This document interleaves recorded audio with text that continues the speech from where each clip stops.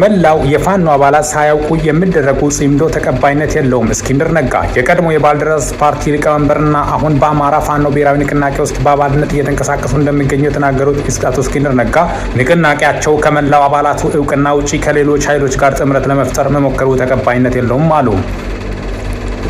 የቀድሞ የባልደራስ ፓርቲ ሊቀመንበርና አሁን በአማራ ፋኖ ብሔራዊ ንቅናቄ ውስጥ በአባልነት እየተንቀሳቀሱ እንደሚገኙ የተናገሩት አቶ እስክንድር ነጋ ንቅናቄያቸው ከመላ አባላቱ እውቅና ውጪ ከሌሎች ኃይሎች ጋር ጥምረት ለመፍጠር መሞከሩ ተቀባይነት የለውም አሉ።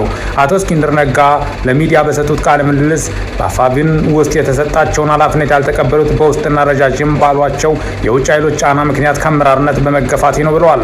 ከመንግስት ወታደራዊ ኃይሎችና ለጊዜው ስማቸውን መጥቀስ ከማይፈልጉ ታጣቂዎች ተደጋጋሚ የግድያ ሙከራ ተደርጎባቸው እንደነበር የተናገሩት አቶ እስክንድር ነጋ ኢትዮጵያ ውስጥ ከሰላማዊ የፖለቲካ ትግል ወደ ትጥቅ ትግል በመግባታቸው ግን እንደማይቆጩ ተናግረዋል።